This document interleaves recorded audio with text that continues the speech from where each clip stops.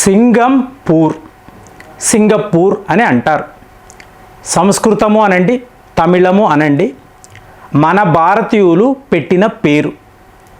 ఇవాళ సింగపూర్లో ఏమవుతుందో అక్కడ ఉన్న వాళ్ళకి తెలుసు.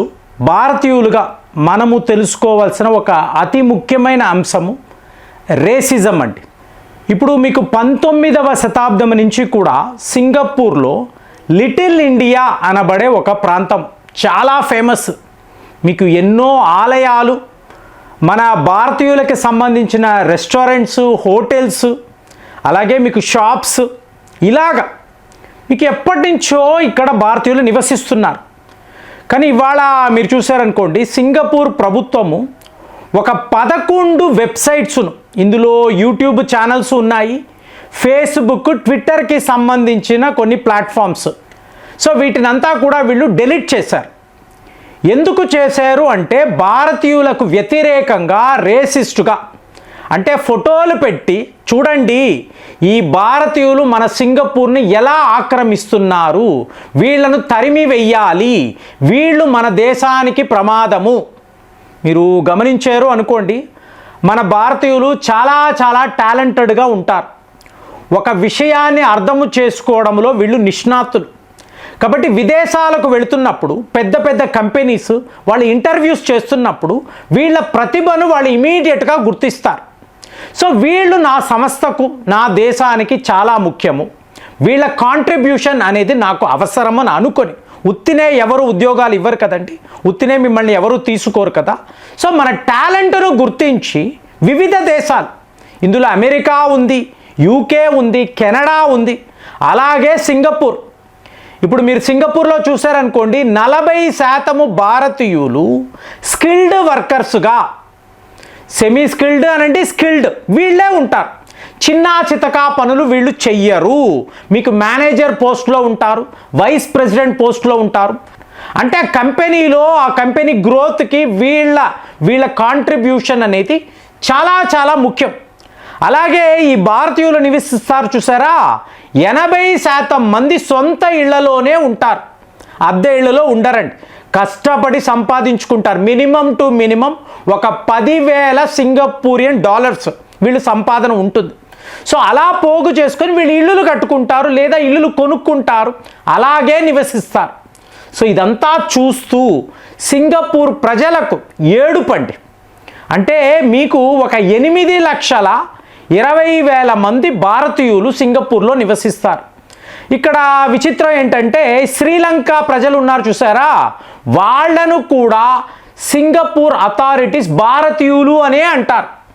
ఇంకా మీకు అతి ముఖ్యమైన శ్రీలంక నాయకులు చాలామంది సింగపూర్లో ఉన్నారండి. వాళ్ళందరినీ కూడా వీళ్ళు ఇండియన్సే అని అంటారు. కాబట్టి వాళ్ళ పాపులేషన్ని కూడా మీరు కలుపుకోవాలి. సో ఇలా టోటల్గా చూసారనుకోండి, మన భారతీయుల హవా, వీళ్ళ ఇన్ఫ్లుయెన్స్ సింగపూర్లో విపరీతంగా ఉంది. వీళ్లకు ఉద్యోగాలు ఇవ్వకూడదు, వీళ్ళని రానివ్వకూడదు, వీళ్ళు మన నుంచి సింగపూర్ అనబడే దేశాన్ని లాగేసుకుంటారు అని ప్రచారం ఇప్పుడు మీకు అనిపించవచ్చు. ఫర్ ద ఫస్ట్ టైం హిస్టరీలో వాళ్ళ నాయకుడు మేము ప్రో ఇండియా, యాంటీ చైనా అని మాట్లాడాడు. అంటే సింగపూర్లో ఉండే నాయకులు చైనాకు వ్యతిరేకంగా మాట్లాడడం అనేది మనము ఎప్పుడూ కూడా వినింది లేదు. పేరు మనమే పెట్టాము, పరిపాలన మనదే, అక్కడ సాంప్రదాయ వ్యవహారాలంతా కూడా భారతీయులదే. వాళ్ళ వంటకాలను చూడండి, వాళ్ళ యొక్క పూజా విధానం చూడండి, ఎక్కడ చూసినా మన గాలి కనిపిస్తుంది, మన టచ్ ఉంటుంది. అన్లెస్ చైనా వాళ్ళు ఉంటే, చైనా దేశానికి సంబంధించిన వాళ్ళు వచ్చి అక్కడ సెటిల్ అయితే వాళ్ళు వేరేలాగా ఉంటారు. కానీ ఇక్కడ మీరు చూడాల్సింది, మీకు ఇప్పుడు ఇండియన్ సబ్ కాంటినెంట్ అంటాం, ఇక్కడ ఒక నేపాల్ని తీసుకోండి, ఐదర్ వాళ్ళు భారత్కి సపోర్ట్గా ఉంటారు లేదా చైనా, అంటే pro India or anti China. Maldives మొన్న కూడా మాట్లాడాం, మీకు యాంటీ ఇండియా క్యాంపెయిన్ చేశారు, ఇవాళ మనతో స్నేహము అంటున్నారు. మరి వీళ్ళకి సపోర్ట్ ఎవరు అంటే చైనానే. బంగ్లాదేశ్ తీసుకోండి, పాకిస్తాన్ తీసుకోండి, ఇక భూటాన్ అయితే మనతో ఉంటూ వాళ్ళు భయంగా చైనా వాడు ఎప్పుడు ఏం చేస్తాడేమో, మన సహాయం కావాలి, మన రక్షణ కావాలి అని భూటాన్ మనల్నే నమ్ముకొని ఉన్నారు. మయన్మార్ పరిస్థితి కూడా ఇంతే. So either India are China అన్నట్టుగానే మీకు ఇండియన్ సబ్ కాంటినెంట్ ఆసియా ఖండము ఉంది. ఇప్పుడు వస్తున్న వివరాలు ఏమిటి అంటే చైనా వాడికి ఎక్కడ లేని భయము, భారత్ యొక్క ఇన్ఫ్లుయెన్స్ రోజు రోజుకి పెరగడం. ఇదే భయమే అమెరికాలో ఉంది, కెనడాలో ఉంది, యూకేలో కూడా.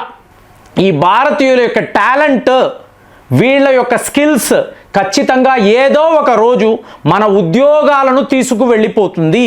అంటే ఏంటి, లోకల్గా ఉండే వాళ్ళకు ఉద్యోగాలు ఉండవు, పూర్తిగా ఈ భారతీయులు నిండిపోయి ఉంటారు. వీళ్ళకు ఉన్న టాలెంట్ వాళ్ళకి ఉండదు. కాబట్టి వాళ్ళందరిలోనూ తెలియని భయం. కానీ ప్రభుత్వం ఏం ఆలోచిస్తుంది, పెద్ద పెద్ద సంస్థలు వీళ్ళు ఏం ఆలోచిస్తారండి, మాకు టాలెంట్ కావాలి, డే అండ్ నైట్ కష్టపడే వాళ్ళు కావాలి, అప్పుడే కదా మా సంస్థలు ఎదుగుతాయి, లాభాల బాటలో ఉంటాయి, ఇలా కదా మేము మా యొక్క కార్యకలాపాలను విస్తరించగలము, ఇది కదా వీళ్ళు ఆలోచిస్తారు. సో ఈ పరిస్థితిలో వాళ్ళు భారతీయుల, చైనా వాళ్ళ, అమెరికా వాళ్ళ పట్టించుకోరు కదండి. ఎక్కడ టాలెంట్ ఉంటే వాళ్ళను గ్రాప్ చేసుకుంటారు.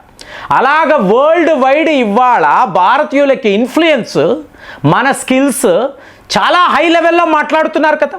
సాఫ్ట్వేర్ రంగంలో చూడండి, ఆర్టిఫిషియల్ ఇంటెలిజెన్స్లో చూడండి, మీకు ఇక్కడంతా కూడా పెద్ద పెద్ద పోస్టులలో మన వాళ్ళే ఉంటున్నారు. కాబట్టి ఇది సింగపూర్ ఒక ఎక్సెప్షన్ కాదు. సో మన వాళ్ళు అక్కడికి వెళ్తున్నారు, పెద్ద పెద్ద కంపెనీస్ ఉన్నాయి, అక్కడ వీళ్ళు ఉద్యోగాలు చేస్తున్నారు, పెద్ద పెద్ద ఇల్లులు కొనుక్కుంటున్నారు. ఇదంతా లోకల్ పాపులేషన్కి నచ్చడము లేదు అని చైనా వాడు ఒక పెద్ద లెవెల్లో క్యాంపెయిన్ మొదలుపెట్టాడంటే మన వాళ్ళు ఇమీడియట్గా ఇన్వెస్టిగేషన్ మొదలుపెట్టి ఇన్నిన్ని ఛానల్స్ను, ఈ ప్లాట్ఫామ్స్ను మూసేయడం ఏమిటి, ఏం జరిగింది అంటే ఫోటోలు కనిపిస్తున్నాయి. ఇప్పుడు పగోడా స్ట్రీట్ అంటారు, ఈ పగోడా స్ట్రీట్ అంతా కూడా ఈ భారతీయులతో నిండిపోయి ఉంది. ఇక్కడ మన సింగపూర్ వాళ్ళు రాలేరా, మనది కాదా అని ఒక ప్రచారం. ఈ ఆలయాలంతా ఏమిటి, ఇదేమైనా చైనాకు సంబంధించిన దేశమా, భారత్కు సంబంధించిన దేశమా?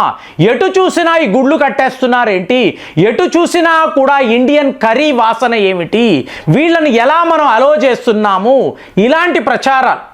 సో ఫైనల్గా తేలింది ఏమిటి, ఇదంతా చైనా వాడు పనిగట్టుకొని తన ఛానల్స్ ద్వారా చేస్తున్న అతిపెద్ద ప్రచారం.